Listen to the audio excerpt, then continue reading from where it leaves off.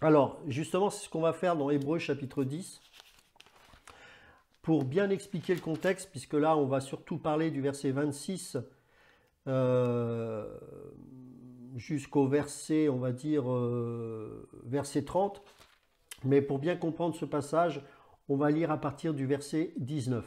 Donc Hébreux chapitre 10, verset 19. Ainsi donc, frères, nous avons au moyen du sang de Jésus une libre entrée dans le sanctuaire par la route nouvelle et vivante qu'il a inaugurée pour nous au travers du voile, c'est-à-dire de sa chair. Et nous avons un souverain sacrificateur établi sur la maison de Dieu. Approchons-nous donc avec un cœur sincère dans la plénitude de la foi, les cœurs purifiés d'une mauvaise conscience et le corps lavé d'une eau pure. Retenons fermement la profession de notre espérance, car celui qui a fait la promesse est fidèle. Donc on voit qu'on peut rentrer avec assurance, parce que ce voile a été déchiré. On doit retenir fermement cette assurance, et cela d'autant plus que celui qui a fait la promesse est fidèle, à savoir le Seigneur, bien évidemment. Au verset 24, il va le dire, donc c'est l'auteur de l'Épître aux Hébreux, « Veillons les uns sur les autres pour nous exciter à l'amour et aux bonnes œuvres.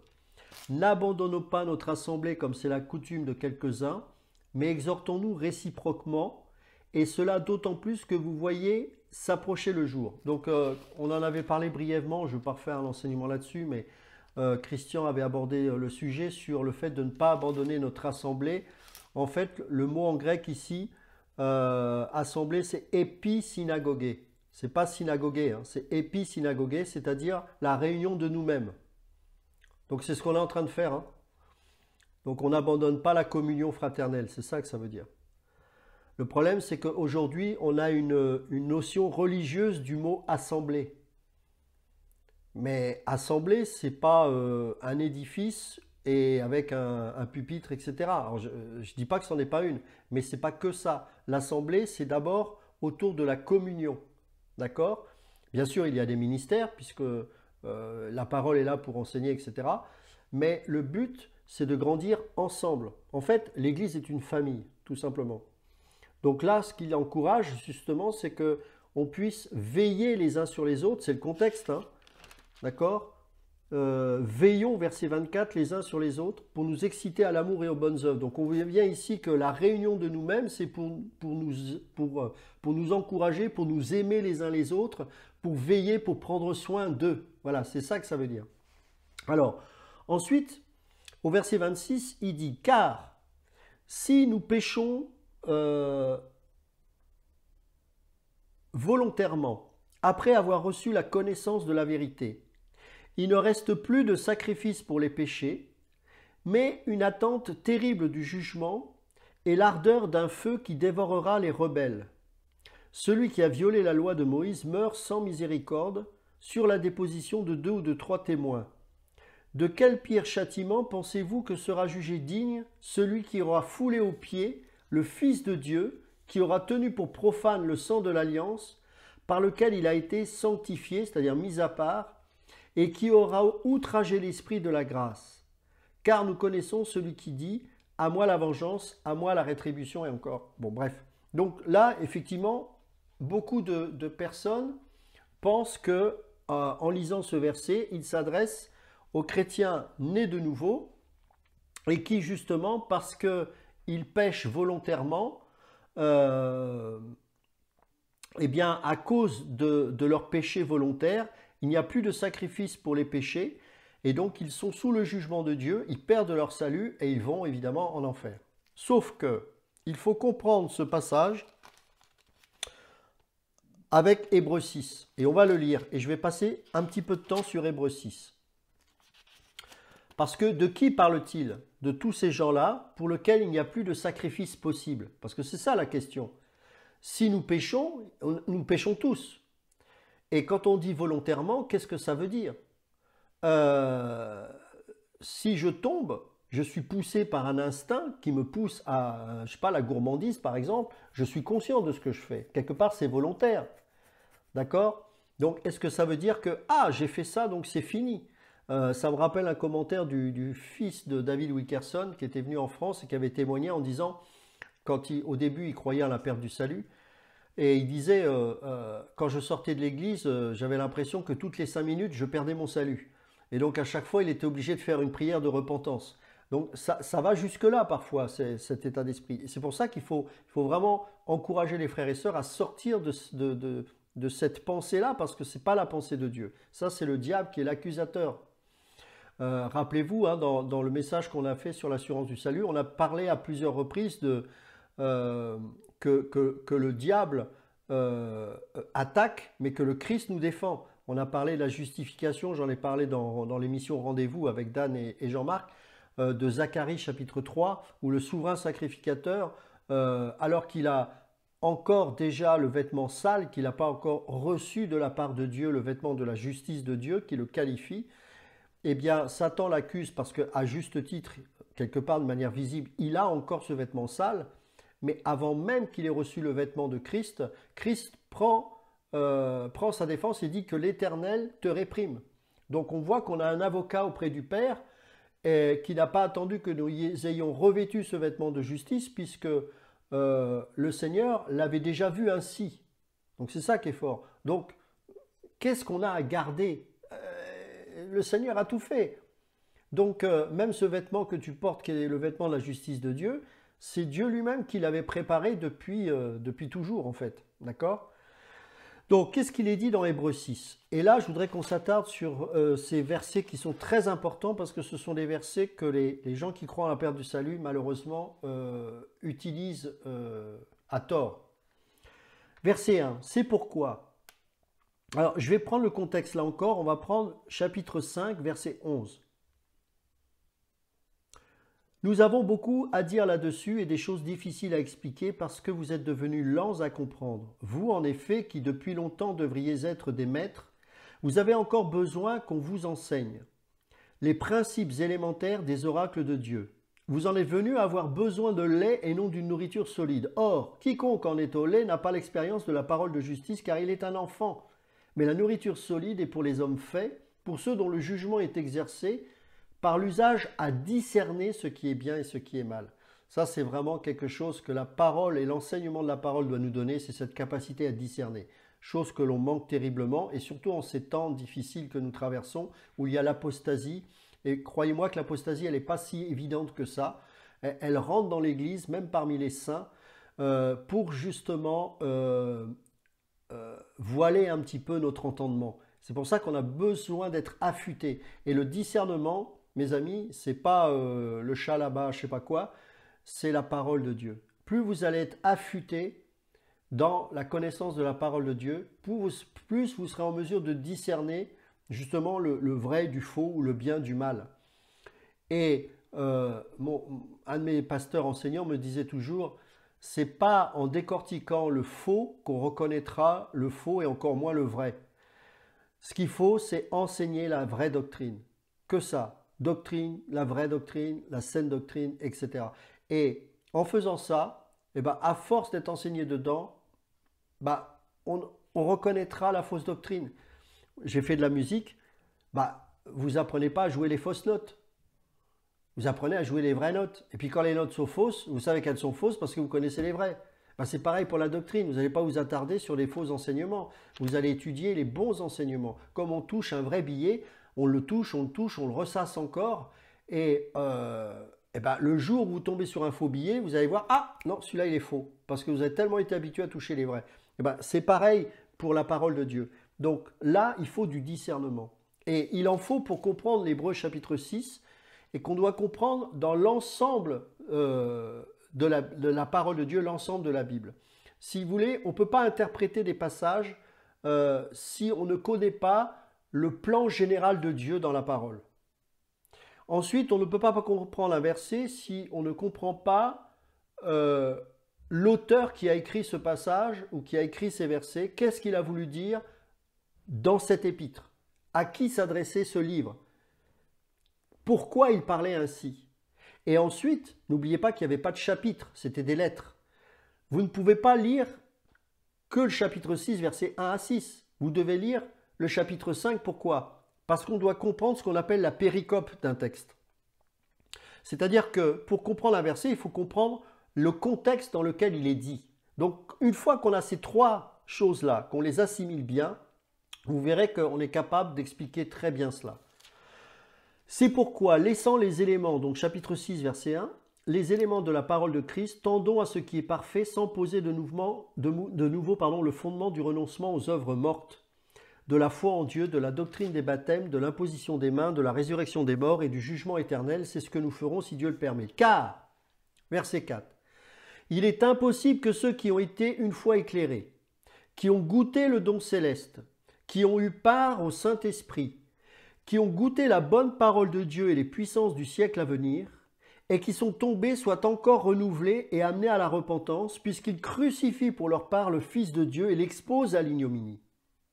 Donc là, on voit que c'est un peu le même contexte que dans Hébreux chapitre 10. Alors, beaucoup de chrétiens pensent, au regard de ce que l'on lit là, qu'effectivement, non seulement des gens peuvent perdre leur salut, mais en plus qu'il est pour eux impossible de retrouver le salut, justement.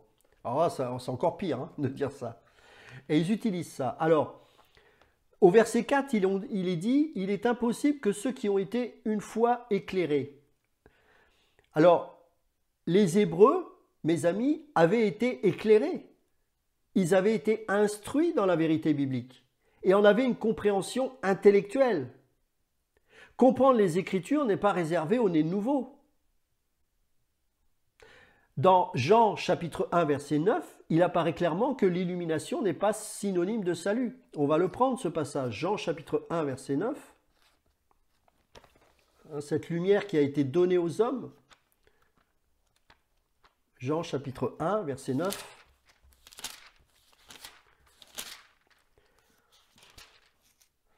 Cette lumière était la véritable lumière qui, en venant dans le monde, éclaire tout homme. Quand Jésus est venu sur la terre, il a éclairé même les pharisiens, même ceux qui l'ont rejeté. C'est-à-dire qu'ils étaient conscients clairement de qui il était. Et c'est ça qui est un élément à comprendre. C'est que ces gens-là ont su pleinement qui il était, mais l'ont rejeté. C'est à eux que s'adressent ces versets. Ici, il est dit également, toujours au chapitre 6, après qu'il ait dit qu'ils ont été une fois éclairés et qui ont goûté la bonne parole de Dieu et les puissances du siècle à venir. Alors, qui ont goûté le don céleste. Dans le Nouveau Testament, au sens figuré, goûter signifie faire l'expérience de quelque chose de façon parfaitement consciente. C'est une expérience qui peut être vécue à un moment précis ou d'une façon continue. Et tous les hommes bénéficient, on le sait, de la bonté de Dieu. Mais cela ne signifie pas que tous sont sauvés. De nombreux Juifs du temps du ministère terrestre de Christ goûtèrent aux bénédictions du ciel qu'il leur apporta. La guérison, par exemple, la délivrance des démons. Rappelez-vous, en parlant de guérison, qu'il y a des lépreux qui ont été guéris mais qui ne sont pas revenus rendre grâce au Seigneur. Un seul est revenu. Consommation de la nourriture qu'il avait miraculeusement créée. Rappelez-vous, dans Jean chapitre 6, il y a eu une nourriture qui a été donnée à la foule. Est-ce que tous, pour autant, se sont donnés au Seigneur? Non, bien évidemment. Et quand il est parlé du don ici céleste, ça renvoie évidemment à Christ. Christ est le don qui nous a été donné pour l'humanité. On voit ça dans Jean chapitre 6, verset 51, mais également dans 2 Corinthiens chapitre 9, verset 15. Ça peut être aussi bien sûr le don du Saint-Esprit. Ça peut être faire de l'expérience de l'un ou de l'autre. Mais ça n'équivaut pas au salut. Là également, il va rajouter qui ont eu part au Saint-Esprit. Alors, même si le concept de participation est utilisé, ils ont eu part au Saint-Esprit, il faut savoir que, effectivement, lorsqu'il est parlé de participation, notamment Hébreux chapitre 3, versets 1 et 14, ou chapitre 12, verset 8, c'est pour parler d'une relation dont jouissent les croyants. Et là, effectivement, le contexte, c'est pour ça que c'est important de comprendre quand on interprète les Écritures le contexte, c'est important de le comprendre ici. Et contrairement à ces trois passages que j'ai cités, donc à savoir Hébreux chapitre 3, verset 1 et verset 14 et Hébreux chapitre 12, verset 8, ici au verset 4, ça ne fait pas mention des croyants. Ça semble exclure toute allusion à d'authentiques croyants, puisque le verset 4 rajoute qu'il est impossible que ceux qui ont été une fois éclairés, qui ont goûté le don céleste, qui ont eu part au Saint-Esprit et qui ont goûté la bonne parole de Dieu et les puissances du siècle à venir et qui sont tombés, soient encore renouvelés et amenés à la repentance, puisqu'ils crucifient pour leur part le Fils de Dieu et l'exposent à l'ignominie. Alors, il pourrait donc s'agir ici de la participation déjà mentionnée plus haut au ministère miraculeux de Jésus qui était animé par l'Esprit, ou au ministère de conviction du Saint-Esprit, comme dans Jean chapitre 16, verset 8, qui convainc de péché, de justice et de jugement, auquel on peut évidemment résister, mais et sans faire l'expérience du salut. Beaucoup de gens ont goûté au Saint-Esprit, mais goûter ne veut pas dire pleinement manger. C'est juste goûter. Ils ont participé à la puissance du Saint-Esprit. Ils ont vu les miracles. Ils ont goûté au don du Seigneur. Rappelez-vous Simon le magicien. Il voulait le Saint-Esprit, mais avec des motivations impures. Il a participé à ces choses. Il a pu goûter la puissance du Saint-Esprit. Mais c'est goûter. Moi, je dis souvent, toucher n'est pas couler. Vous savez, quand on joue à la bataille navale, toucher, le bateau, il coule pas, il est touché. Vous pouvez être touché par le Saint-Esprit et malheureusement, dans les églises, parfois, on est bluffé parce que nous, on est des êtres visuels, on regarde les choses et parfois, on se dit, voilà, cette personne a vécu telle ou telle chose, mais on ne sait pas, est-ce que cette personne a goûté pleinement ou est-ce qu'elle est vraiment née de nouveau? Ce n'est pas la même chose. Et ici, dans ce contexte, on voit bien qu'il ne s'adresse pas aux enfants nés de nouveau. Alors, je ne vais pas refaire l'enseignement sur l'assurance du salut, mais si vous revenez, là, vous comprendrez encore beaucoup plus qui sont les véritables enfants de Dieu. Je vais vous donner un témoignage que j'avais entendu il y a très longtemps. J'étais jeune converti. C'était un pasteur italien qui nous avait raconté qu'un jour, il était amené à évangéliser un grand parrain de la mafia en Italie. Et donc, il était chez lui et ce parrain-là était convaincu de péché. Il savait que Jésus était la vérité. Il savait qu'il devait donner son cœur à Christ et que, en se donnant à Christ, il devait abandonner son milieu de la mafia. Mais il n'a pas fait ce pas au moment où le pasteur était là, parce qu'il y avait beaucoup de richesses, il avait plein d'avantages à être le parrain de la mafia, évidemment. Mais il était convaincu, il pleurait, il était touché. Et ce pasteur-là raconte que le lendemain, il a su qu'il s'était suicidé, cet homme. Donc vous voyez, ces gens-là ne peuvent pas être amenés à une repentance, ne peuvent pas être amenés à comment dirais-je, un retour véritable à Christ et à une nouvelle naissance. Pourquoi? Parce qu'ils ont goûté, ils ont cru. Il a cru, dans le sens où il a su qui était le Messie, il a cru qu'il était le Fils de Dieu, il a su qu'il était pécheur, le Saint-Esprit l'avait convaincu. Comme dans Jean chapitre 16, verset 8, il a convaincu de péché, de justice et de jugement. Mais il s'est suicidé. Et il y a des tas d'autres personnes, alors sans se suicider, mais voilà, et ces gens-là, on verra plus tard dans la Bible, sont rappelés des réprouvés. Donc des gens qui ne peuvent pas, à partir du moment où vous avez été convaincu de qui est Christ et que vous le rejetez, il n'y a pas de repentance possible. Donc ça ne s'adresse pas aux chrétiens nés de nouveau, absolument pas. Alors, goûtez, comme Simon le magicien dans Actes chapitre 8, versets 9 à 24. Ces Hébreux n'avaient pas été régénérés, malgré ce qu'ils avaient entendu ou vu. Lisons Matthieu chapitre 13.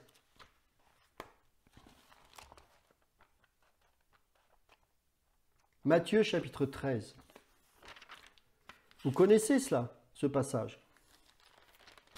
Versets 3 à 9. C'est la parabole des terrains. Il leur parla en parabole sur beaucoup de choses et il dit, un semeur sortit pour semer. Comme il semait, une partie de la semence tomba le long du chemin, les oiseaux vinrent et la mangèrent. Une autre partie tomba dans les endroits pierreux où elle n'avait pas beaucoup de terre et elle leva aussitôt parce qu'elle ne trouva pas un sol profond. Donc elle s'est levée Quelque part, ce sont des gens que vous pouvez rencontrer dans les assemblées. Mais quand le soleil parut, elle fut brûlée et sécha, faute de racines, pas de profondeur. Une autre partie tomba parmi les épines montèrent et l'étouffèrent.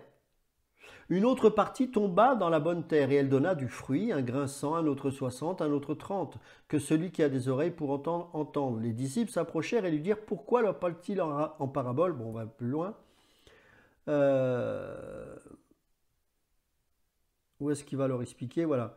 Alors, vous donc, écoutez ce que signifie la parole du semeur, verset 18. Verset 19, lorsqu'un homme écoute la parole du royaume et ne la comprend pas, le malin vient et enlève ce qui a été semé dans son cœur. Cet homme est celui qui a reçu la semence le long du chemin.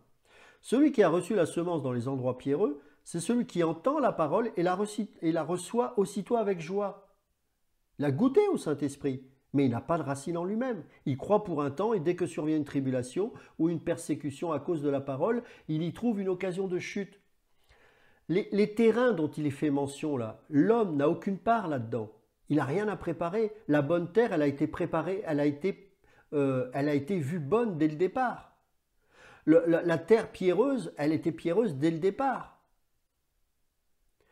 Celui qui a reçu la semence, verset 22, parmi les épines, c'est celui qui entend la parole, mais en qui les soucis du siècle et la séduction des richesses étouffent cette parole et la rendent infructueuse. Ça, c'est le fameux mafieux qui a entendu la parole, qui a été convaincu par le Saint-Esprit, car le Saint-Esprit a fait le job, mais il l'a rejeté. C'est pour ça que l'enfer est juste. Je sais que c'est dur d'entendre ça, mais les gens qui vont en enfer méritent d'aller en enfer. Nous ne méritons pas d'aller au ciel, par contre. Mais nous y allons, c'est la grâce. Donc goûtez. Rappelez-vous aussi Matthieu chapitre 7. Mais nous avons fait des miracles en ton nom, etc. etc. Je ne vous connais pas, vous qui commettez l'iniquité. On dit, ouais, mais c'est parce qu'ils commettent l'iniquité. Non, c'est parce que leur nature produit l'iniquité. Ils ne sont pas nés de Dieu.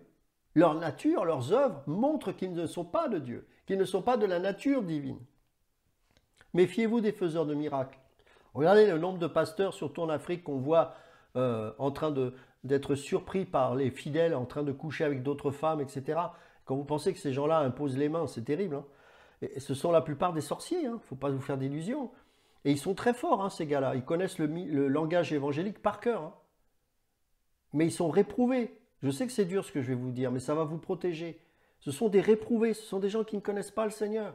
Ne vous laissez pas séduire par des gens qui font des miracles, etc. Ce sont des réprouvés. Ils connaissent la puissance de Dieu. Ils n'en veulent pas. Ce sont des Simon le magicien.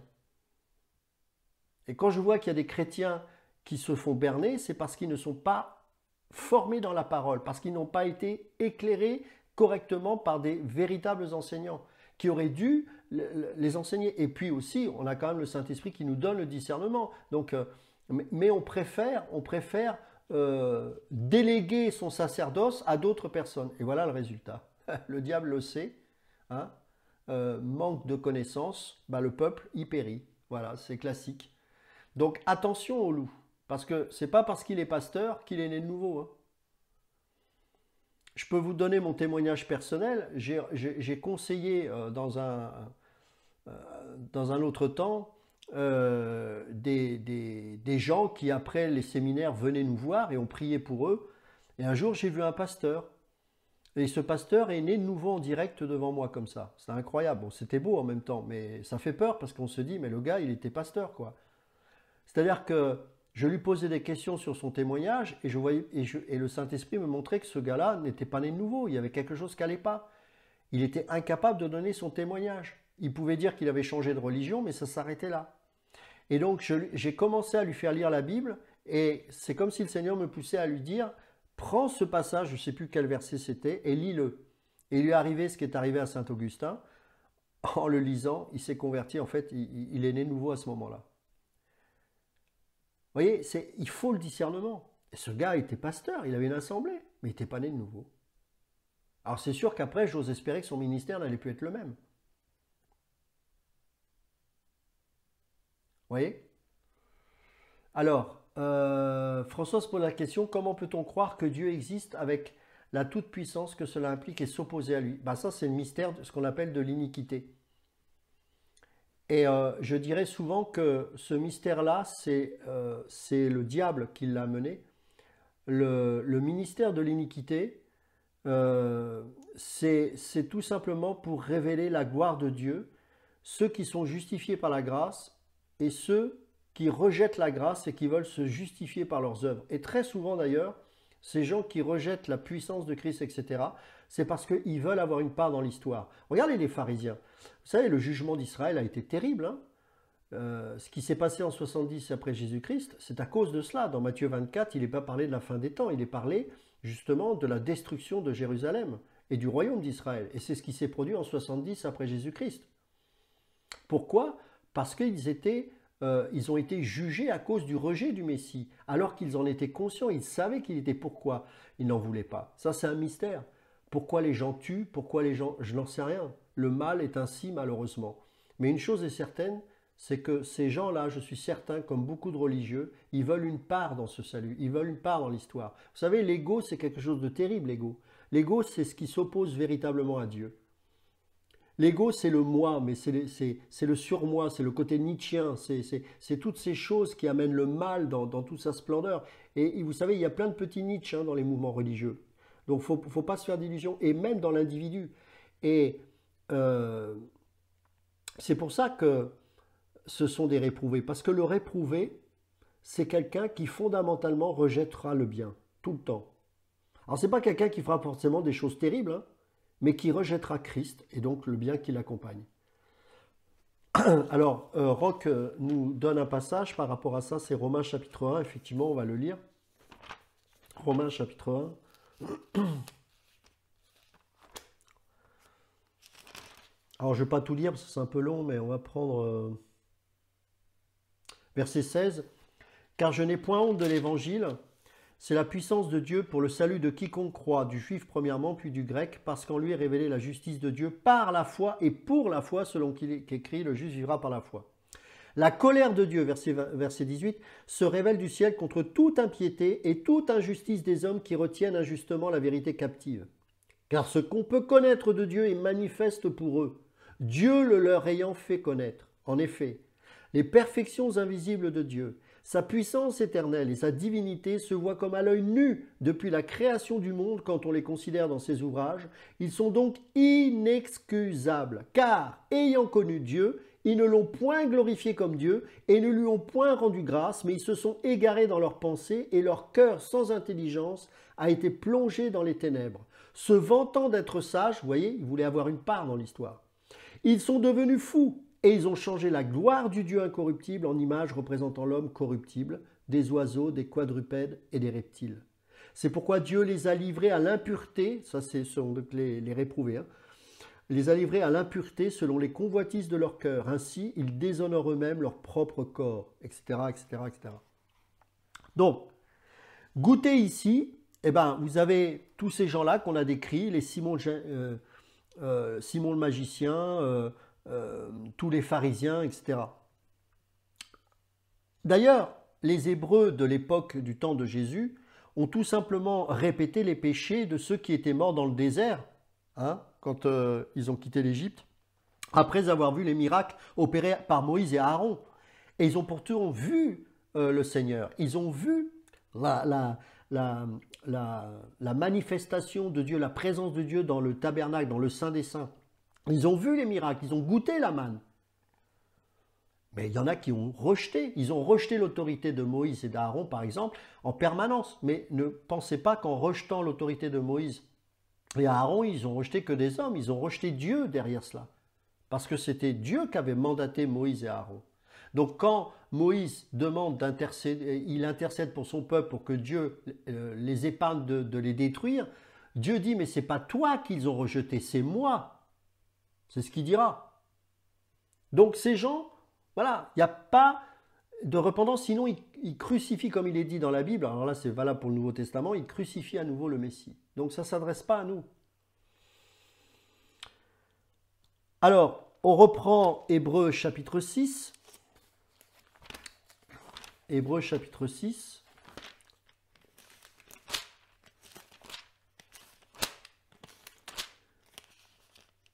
Donc, on a parlé de ceux qui ont goûté la bonne parole de Dieu et les puissances du siècle à venir, au verset 5. Et au verset 6, il est dit « et qui sont tombés, soit encore renouvelés, amenés à la repentance ». Alors, qui sont ceux qui sont tombés? Alors, c'est un mot grec qui n'apparaît qu'ici dans le Nouveau Testament. Dans la Septante, il servait à décrire une infidélité grave ou l'apostasie. Il équivaut à l'apostasie de Hébreux chapitre 3, verset 12. On va le lire, Hébreux chapitre 3, verset 12. « Prenez garde, frères, que quelqu'un de vous n'ait un cœur mauvais, incrédule, au point de se détourner du Dieu vivant. » Donc, dans tout ici, alors on va prendre peut-être, on va prendre verset 5, Hébreux chapitre 3, verset 5.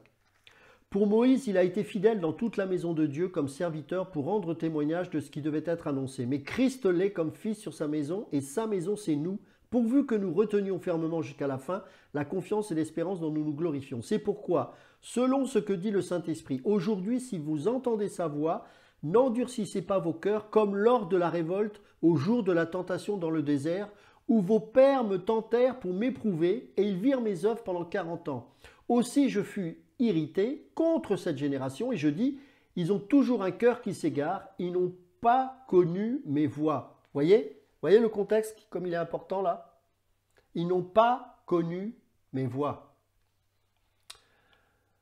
Alors, Françoise écrit, ma petite fille 10 ans, fille d'athée, a reconnu Jésus en pleurant, m'a demandé une Bible, puis m'a dit qu'elle n'allait pas tout de suite avec Jésus parce qu'elle ne se sentait pas capable pour le moment de vivre comme il le veut, qu'elle avait envie de faire des choses que Dieu n'aime pas. Est-ce qu'elle tombe dans le cas d'avoir rejeté? Non, pas du tout, pas du tout. Non, c'est même le contraire. C'est le signe d'une nouvelle naissance, j'en sais rien, mais en tout cas, ça s'en approche. Donc, non, ça c'est... En fait, ça c'est le symptôme, c'est la caractéristique d'un processus de conversion. Donc non, ça c'est plutôt le contraire. Donc c'est très positif. D'ailleurs, pour moi, ça c'est l'œuvre du Saint-Esprit, et c'est pour ça que tu peux, bien sûr, continuer à prier pour elle, mais le Seigneur est en train de s'en occuper. De toute façon, vu que ce que tu m'avais déjà dit précédemment, on voit que le Seigneur est en train de s'en occuper. C'est pour ça qu'il faut avoir du discernement, effectivement. Non, elle ne rentre pas du tout dans ce cadre-là, évidemment. D'ailleurs, les réprouvés, il n'y a pas que des réprouvés sur la terre, heureusement. Alors, la gravité là, de cette infidélité se voit à la terrible description du rejet qui figure dans ce verset. Ces hommes crucifient une nouvelle fois Christ et le traitent avec mépris. C'est ça que ça veut dire, c'est fort. Hein. L'impossible du verset 4 porte sur « soit encore renouvelé et amené à la repentance ». C'est-à-dire que ceux qui péchaient de cette façon contre Christ ne pouvaient espérer ni restauration, ni pardon. Car ils l'avaient rejeté en pleine connaissance de cause et consciemment, comme il est précisé au verset 5 et 6. Ayant reçu une pleine révélation, c'est-à-dire une pleine révélation, pas... Là, par exemple, l'exemple de ta petite fille, c'est un travail intérieur qui est en train de se faire. C'est le Saint-Esprit justement qui est en train de travailler. Et ça me rappelle un très beau moment de temps de questions-réponses. Je crois que je l'avais mis sur ma page à un moment donné, où une fille, quand elle écoute MacArthur, justement, c'était sur une prédication qu'il avait faite précédemment sur l'assurance du salut. Cette petite fille pose la question en pleurs, mais alors est-ce que je suis sauvée? Et elle était en pleurs, elle dit j'aimerais tellement lui plaire, etc. Et il la regarde et dit mais ce que tu es en train de dire là montre que tu es né de nouveau. Parce que si tu n'étais pas né nouveau, tu n'aurais pas conscience, tu n'aurais pas ce désir de vouloir lui plaire et d'être conscient que tu n'es qu'une pécheresse. Le fait même d'être conscient de cela et de vouloir malgré tout plaire à Dieu montre que justement il y a le fruit du travail du Saint-Esprit dans ta vie. Donc, et c'était vraiment beau parce qu'elle avait vécu un soulagement. Ah d'accord, il dit oui, tu es un enfant de Dieu.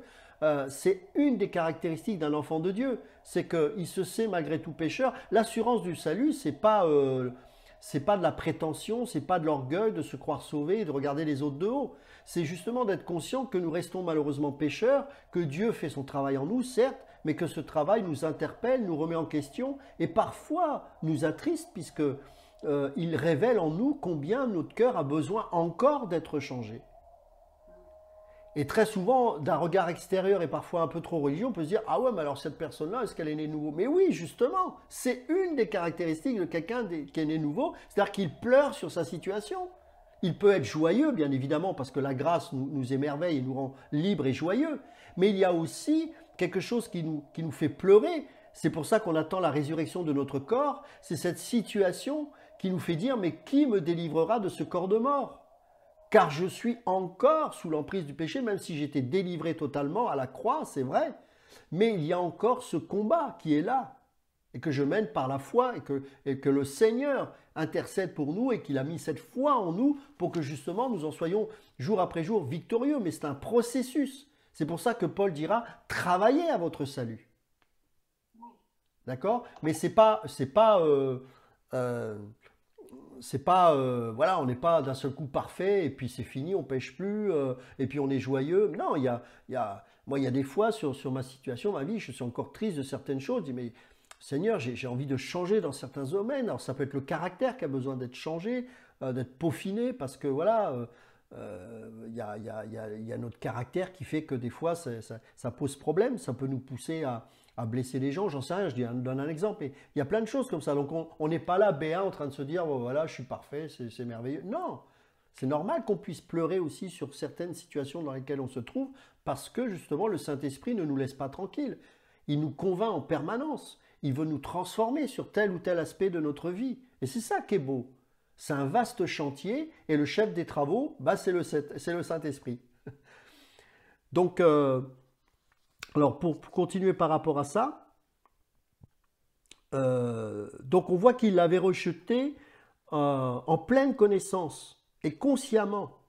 Ils avaient une pleine révélation, ils avaient rejeté la vérité et tiré à propos de Christ des conclusions diamétralement opposées à la vérité. Ils ne pouvaient donc pas espérer être sauvés. C'est ça que ça veut dire. Selon eux, Jésus devait être crucifié et il se plaçait du côté de ses ennemis. Ces versets n'enseignent pas que l'on peut perdre son salut.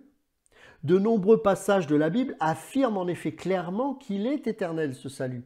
On ne va pas refaire l'enseignement, hein. Je vais peut-être vous relire quelques passages pour ceux qui n'y étaient pas. On va prendre Jean chapitre 10, versets 27 à 29. Jean chapitre 10, versets 27 à 29.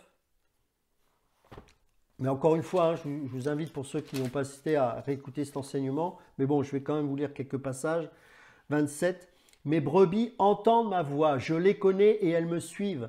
Je leur donne la vie éternelle et elles ne périront jamais et personne ne les ravira de ma main. C'est magnifique ça. Je leur donne la vie éternelle. Elles ne périront jamais et personne ne les ravira de ma main. C'est avec ça on n'a pas compris. Mon Père qui me les a donnés est plus grand que tous, et personne ne peut les ravir de la main de mon Père. Moi et le Père, nous sommes un. C'est magnifique ça. Romains chapitre 8, verset 35. Romains chapitre 8, verset 35.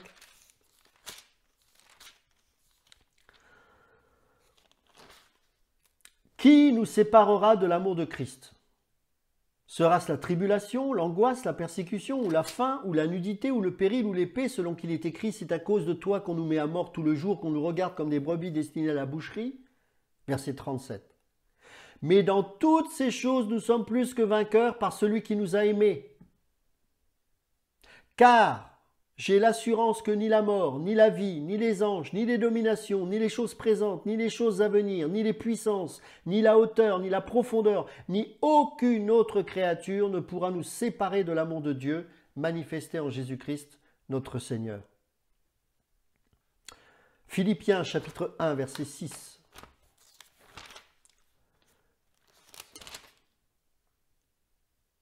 Je suis persuadé que celui qui a commencé en vous cette bonne œuvre la rendra parfaite pour le jour de Jésus-Christ. 1 Pierre chapitre 1. 1 Pierre chapitre 1, à partir du verset 4. 1 Pierre chapitre 1. À partir du verset 4, on va lire un petit peu avant, verset 3. Béni soit Dieu le Père de notre Seigneur Jésus-Christ, qui selon sa grande miséricorde nous a régénérés pour une espérance vivante par la résurrection de Jésus-Christ d'entre les morts. Pour un héritage, écoutez bien, qui ne peut ni se corrompre, ni se souiller, ni se flétrir, il vous est réservé dans les cieux, à vous qui par la puissance de Dieu êtes gardés par la foi pour le salut, prêt à être révélé dans les derniers temps.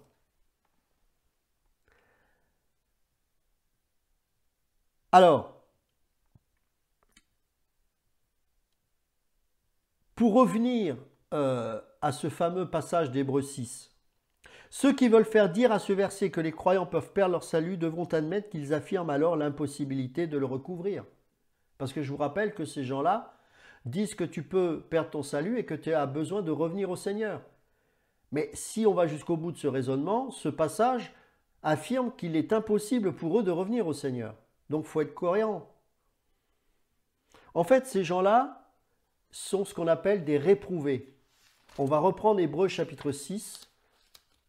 C'est un terme qui est utilisé par l'apôtre Paul aussi dans d'autres passages, mais que l'auteur de l'épître aux Hébreux cite également. Alors, Hébreux chapitre 6, on va reprendre à partir du verset 5. Qui ont goûté la bonne parole de Dieu et les puissances du siècle à venir, et qui sont tombés, soient encore renouvelés et amenés à la repentance, puisqu'ils crucifient pour leur part le Fils de Dieu et l'exposent à l'ignominie. Lorsqu'une terre abreuvée par la pluie qui tombe souvent sur elle produit une herbe utile à ceux pour qui elle est cultivée, elle participe à la bénédiction de Dieu. Mais si elle produit des épines et des chardons, elle est réprouvée et près d'être maudite, et on finit par y mettre le feu. Vous voyez la cohérence dans les Écritures, ça nous ramène à quoi ça? Jean chapitre 15. Et ces mêmes gens qui parlent de la perte du salut utilisent Jean chapitre 15 avec le sarment, les cèpes, hein, et les branches qui ne sont pas porteuses de fruits et que le Seigneur coupe et jette au feu. Ce ne sont pas des gens qui ont perdu le salut ou qui ont été pleinement nés de nouveau et qui manifestent des mauvais fruits et que parce qu'ils ont de mauvais fruits, ils vont en enfer. C'est parce qu'en eux ne dégage pas la sève du Saint-Esprit, la sève de Christ. La greffe n'a pas fonctionné, mes amis. Et ce sont les fruits qui attestent si la greffe elle est bonne ou pas. Pour ceux qui font un peu de botanique, je pense que c'est cohérent ce que je dis. Je ne suis pas un botaniste, mais bon, si la greffe elle prend, il y a des fruits, hein, sinon ça ne sert à rien. Donc c'est le même sens ici. D'accord? Donc ces gens-là, parce que justement, comme dans Jean 15, il n'y a pas les fruits, ce sont des gens qui ont été réprouvés parce qu'ils ont rejeté. Donc le mot du verset 6, rappelez-vous, tomber, parle de l'apostasie, c'est-à-dire des gens qui ont l'étiquette du chrétien, l'étiquette parfois de l'enfant de Dieu. Mais ils sont tombés comme Lucifer est tombé, c'est-à-dire des gens qui n'ont pas expérimenter la nouvelle naissance, car la nouvelle naissance produit une nouvelle identité avec des nouveaux fruits. Et à partir du moment où vous êtes né de nouveau, c'est-à-dire enfant de Dieu, vous êtes scellé du Saint-Esprit et que rien ni personne ne pourra vous séparer de l'amour de Christ. Mais il est vrai qu'aujourd'hui, et comme depuis toujours, eh bien, il y a des gens qui se disent faire partie des élus, mais qui n'en font pas partie. Et le Seigneur nous dit, vous les reconnaîtrez à quoi? À leurs fruits. C'est quoi les fruits? Ce n'est pas le pupitre, ce n'est pas la théologie. Vous avez de grands intellectuels qui sont très érudits et qui connaissent et maîtrisent très bien la parole de Dieu. Les fruits, c'est quoi? Fruit d'esprit. Exactement. L'amour, la joie, la paix, la patience, la bonté, la bienveillance, la douceur, la fidélité, la maîtrise de soi, l'amour qui est répandu dans nos cœurs par le Saint-Esprit, la sainteté qui est un fruit, la justice, la consécration, etc., etc., etc. Et ce sont des choses que la chair a du mal à imiter. Or, parfois, elle pourra sporadiquement essayer de faire illusion. Les pharisiens n'avaient pas l'amour. Les pharisiens étaient injustes avec leurs congénères. Le peuple souffrait à cause des pharisiens. Et à quoi on a reconnu le fruit des réprouvés qu'étaient les pharisiens? Le fait qu'ils ont crucifié le Seigneur. C'est eux, hein. C'est pas Rome, hein. Ponce Pilate voulait l'acquitter. Rappelez-vous. Et qu'est-ce qu'ils ont fait les pharisiens? Ils ont encouragé la foule à dire crucifie-le, on préfère Barabbas. Leurs œuvres ont montré qu'ils étaient des réprouvés. Ils ont goûté, ils ont connu, mais ils sont tombés. Parce que Dieu a voulu le salut des Juifs. C'est terrible. Et dans l'Église, vous avez les mêmes que les Hébreux dans le désert. C'est pour ça que moi, on va en parler dans la deuxième partie, parce que je vais peut-être plus parler du cœur. Mais pour moi, un véritable docteur enseigne la doctrine qui vise le cœur. Je vois très peu de fruits chez les évangéliques. Beaucoup de haine, de manque de patience. Il y a des choses qui, moi, me posent problème. Je me dis, mais où est la qualité du message? Et je ne parle pas de la doctrine dans le sens intellectuel du terme, mais le message qui est porteur de vie en nous. Supportons-nous les souffrances. Regardez comment, dès qu'on a une petite contrariété au niveau de la société, on est irritable. Il y a un problème. Où est le fruit de la paisibilité qui doit sortir de nous? Je ne sais pas si je vous avais raconté, un jour il y avait un frère, enfin oui, je ne pense pas que c'était un pasteur, mais qui avait écrit une lettre. Billy Graham était jeune à l'époque, c'était un jeune prédicateur, et le frère avait envoyé une lettre, mais assassine. Il avait démoli Billy Graham en disant que voilà, ce qu'il prêchait n'était pas doctrinal, etc., etc. Et Billy Graham a renvoyé une lettre, et elle figure dans sa biographie, une lettre remarquable. Et il a remercié le frère pour ses conseils, et il disait je ferai tout mon possible pour être meilleur dans tel domaine, etc., etc. Et le frère a été confus. Mais quand vous avez cette qualité de vie, c'est ça que le monde a besoin de voir aujourd'hui. C'est l'amour de Christ qui est répandu dans nos cœurs par le Saint-Esprit. Cette capacité à défendre la saine doctrine au prix de notre vie, c'est vrai. Cette consécration, mais aussi cet amour, cette patience, cette douceur. Vous savez, la douceur, ce n'est pas la lâcheté. On peut être ferme et doux à la fois. Ferme dans notre conviction, mais rappelez-vous, quand Paul donne des conseils à Timothée, « Je t'en conjure devant Dieu et devant les hommes, prêche, censure, reprends, exhorte avec douceur. » Douceur. Il y en a qui se prennent pour des Moïse en train de hurler sur les gens. Mais c'est pas le fruit de l'esprit, ça. Donc, c'est important. Donc, on revient donc sur le terme éprouvé qu'on a lu au verset 8. Ce terme est également exprimé, je ne sais pas si on l'a lu tout à l'heure en lisant Romains chapitre 1, mais au verset 28. Dans 2 Corinthiens chapitre 13, verset 5, il est parlé des désapprouvés, mais c'est dans le même sens des réprouvés. Dans 2 Timothée chapitre 3, on peut le lire également, c'est un passage très fort. Dans 2 Timothée chapitre 3, verset 8, il dit « De même que Jamnès et Jambres s'opposèrent à Moïse, de même ces hommes s'opposent à la vérité, étant corrompus d'entendement, c'est fort, réprouvés en ce qui concerne quoi? La foi. » Vous imaginez? Ils sont réprouvés en ce qui concerne la foi. On ne peut pas être plus clair. Hein?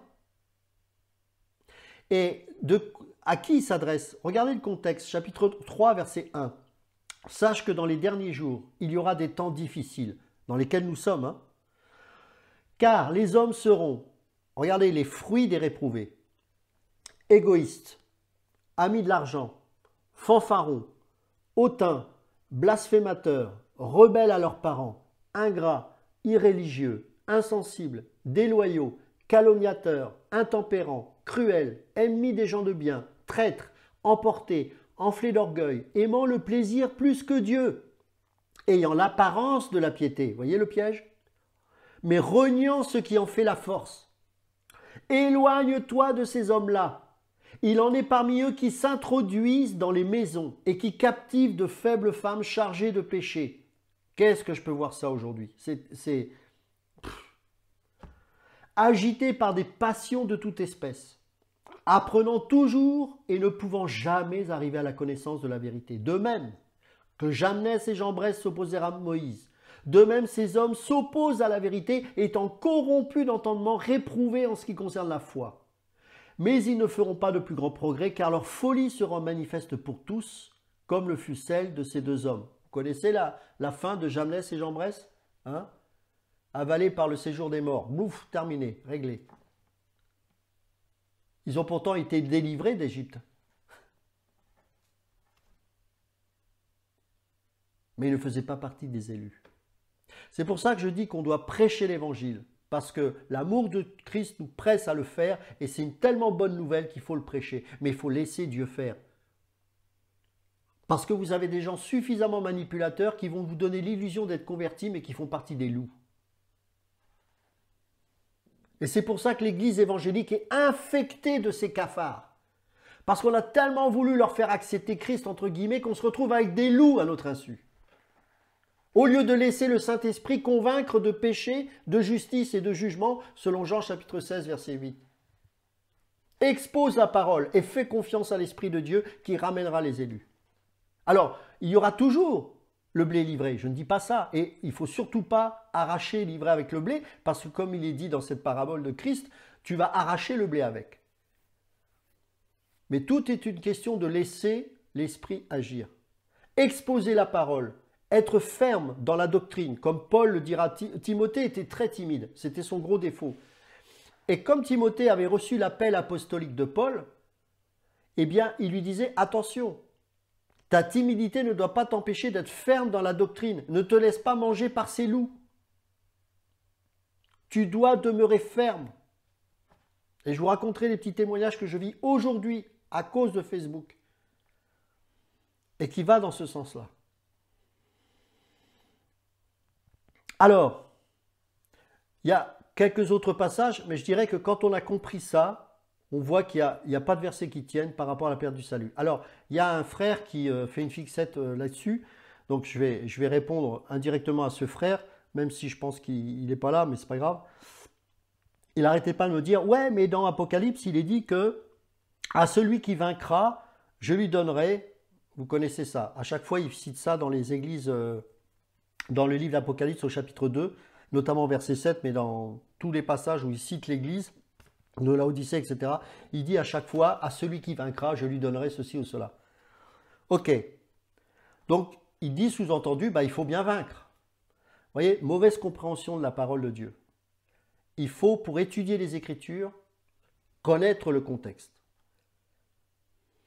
Qu'est-ce qu'il est dit des enfants de Dieu? Alors, je vous invite à aller dans 1 Jean chapitre 5, verset 4.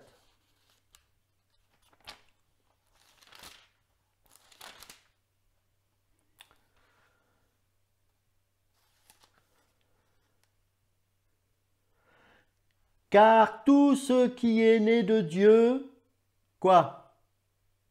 Triomphe du monde. Et la victoire qui triomphe du monde, c'est notre foi. Qui est celui qui a triomphé du monde, sinon celui qui croit que Jésus est le Fils de Dieu? Il est dit aussi que nous sommes plus que vainqueurs par celui qui nous a aimés. Donc, celui qui vaincra, ce sont ceux qui ont vaincu grâce à Christ, qui nous a donné la victoire. Donc, à celui qui vaincra, aux élus. Vous voyez, la cohérence, il faut qu'il y ait une cohérence, une harmonie dans les Écritures. Sinon, un verset ne peut pas contredire un autre passage. C'est pas possible. Alors après, il peut y avoir des passages mal traduits ou qu'on ne comprend pas. Ça, c'est autre chose. Mais là, doctrinalement, il faut vraiment tout étudier. C'est important. Et il faut opposer ces élus à ces réprouvés que Jean confirme en des termes encore plus durs. Et regardez ce que va dire Jean dans 1 Jean chapitre 2 concernant les réprouvés et au verset 19. Ça, c'est un passage très très fort. Verset 18. Petits enfants, c'est la dernière heure. Ça nous parle tout ça aujourd'hui. On est en plein dedans, mes amis.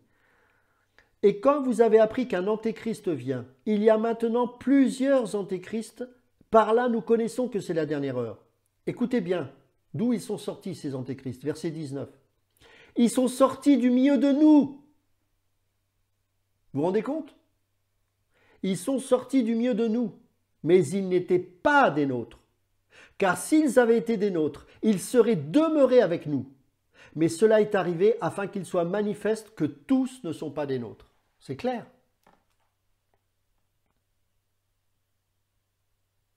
Vous voyez, quand on étudie avec de la hauteur tous ces passages, c'est clair en fait. Donc, et je trouve ça rassurant. Je trouve ça quelque part rassurant de savoir que quelque part nous sommes protégés. Mais il est important que dans l'enseignement, nous puissions apprendre à mettre des mots sur ce que Dieu déclare. Ils ne sont pas des nôtres, mais ils sont issus du milieu de l'assemblée. Et ils viendront toujours nous enquiquiner. Et moins il y a de docteurs, moins il y a d'enseignants, plus ils seront présents et plus ils auront de la puissance. C'est pour ça qu'il faut avoir du discernement et avoir la saine doctrine pour confronter ces réprouvés, pas pour qu'ils se convertissent, mais pour qu'ils soient chassés du milieu de nous. Paul savait que Timothée pouvait être très intimidé par les gens. Et à l'époque, il y avait des stoïciens, il y avait des manichéens, il y avait des philosophes, des gens qui avaient l'art de la rhétorique. C'était ni le cas de Paul. Alors, je parle physiquement, parce qu'intellectuellement, il est surpassé tous, mais je parle dans l'éloquence, même le physique. Et Timothée semblait être un petit peu comme ça, quelqu'un qui avait du mal à s'affirmer. Et il dit, mais tu vas aller dans la fosse aux lions. Et regardez ce qu'il va dire. C'est un passage, moi, que j'ai reçu et qui m'a fait pleurer parce que c'est pas quelque chose qu'on a envie de faire. Mais ça fait partie du mandat quand on est dans un ministère. 2 Timothée chapitre 4. Regardez ce que Paul donne comme testament spirituel à Timothée. Verset 1. Je t'en conjure devant Dieu et devant Jésus-Christ qui doit juger les vivants et les morts et au nom de son avènement et de son royaume. Donc c'est quelque chose de fort. Hein. Je répète, je t'en conjure devant Dieu et devant Jésus-Christ qui doit juger les vivants et les morts, et au nom de son avènement et de son royaume. Donc c'est quelque chose, c'est solennel ce qu'il est en train de lui dire là. Prêche la parole, insiste en toute occasion, favorable ou non, reprend, censure, exhorte, avec toute douceur et en instruisant. Car il viendra un temps où les hommes ne supporteront pas la saine doctrine, mais ayant la démangeaison d'entendre des choses agréables, ils se donneront une foule de docteurs selon leurs propres désirs, détourneront l'oreille de la vérité et se tourneront vers les fables. Mais toi, sois sobre en toutes choses, supporte les souffrances, fais l'œuvre d'un évangéliste, remplis bien ton ministère. Bah, tout est dit. Quelqu'un est appelé au ministère, c'est ça, c'est rien d'autre. Je parle ministère selon Éphésiens 4:11. Hein. Donc, c'est ça, c'est mettre un mot, afin que ces loups-là soient révélés en tant que tels. Donc, l'assurance du salut, pour terminer avec cette première partie, c'est quelque chose de vital. C'est quelque chose de très très important. Parce qu'une des caractéristiques des loups, justement, c'est qu'ils vous feront toujours douter. Ils essaieront de mettre le doute quant à votre salut. Dieu, rappelez-vous ce que Satan a fait dans l'arbre de la connaissance du bien et du mal. Dieu a-t-il réellement dit? Es-tu réellement sauvé? Tu fais encore telle ou telle chose, comment tu peux être sauvé? Si vous n'avez pas les paroles de Dieu qui déclarent, qui mettent un mot à votre assurance du salut, vous allez faire quoi? Ce n'est pas le but de répondre à Satan, mais de déclarer devant Dieu, car j'ai l'assurance que ni la mort, ni la vie, quand il est dit des dominations et des autorités, ces autorités aussi démoniaques, que ni les démons, ni tout ce qu'ils peuvent me dire me concernant ne pourra me séparer de l'amour de Christ. Je sais que je suis né de nouveau. Je sais. Vous le savez. Mais il faut nourrir cette assurance par tous ces passages dans la parole. Apprenez-les, méditez-les, réfutez ces loups qui vous font croire que parce que vous ne faites pas ci, vous n'êtes pas sauvés. Il faut mettre des mots à tout cela, afin que le loup soit révélé en tant que loup et que l'élu soit manifesté en tant qu'élu. J'ai vu qu'il y avait plein de questions que j'ai j'ai pas vues sur les commentaires. Il y a David qui dit, excuse-moi, hein, je sors de truc, mais comme j'ai vu que c'était noyé dans les questions, j'avais peur d'oublier. Il y a David qui dit par rapport à Hébreux 6 et ceux qui ont donc sont réprouvés, est-ce que ça fait référence à ceux qui ont blasphémé le Saint-Esprit? La réponse est oui, tout à fait. C'est tout à fait dans ce sens-là. C'est-à-dire qu'ils ont su que c'était le Seigneur Jésus, mais c'est pas comme nous, avant notre conversion, on a, bon, moi quand on me parlait de Jésus, voilà, je pouvais rejeter Christ, donner l'impression, c'est pas ça blasphémer le Saint-Esprit, c'est vraiment dans le cadre d'Hébreux 6, des gens qui ont été pleinement conscients de qui était Christ, ils ont goûté, c'est exactement ça. Donc oui, Hébreux 6, c'est ceux effectivement qui ont blasphémé contre le Saint-Esprit dans le sens où ils ont, c'est pour ça qu'ils ne peuvent pas être amenés à la repentance puisqu'ils ont blasphémé. Ils ont vu la puissance de Dieu, ils ont goûté à la puissance de Dieu, ils ont cru, ils ont su qu'il était le Fils de Dieu, etc., etc., et ils l'ont rejeté. Voilà, donc oui, effectivement, c'est la caractéristique du réprouvé, c'est qu'il a blasphémé contre le Saint-Esprit, et c'est pour ça qu'il ne peut pas être amené à la repentance. Donc oui, David, c'est tout à fait ça.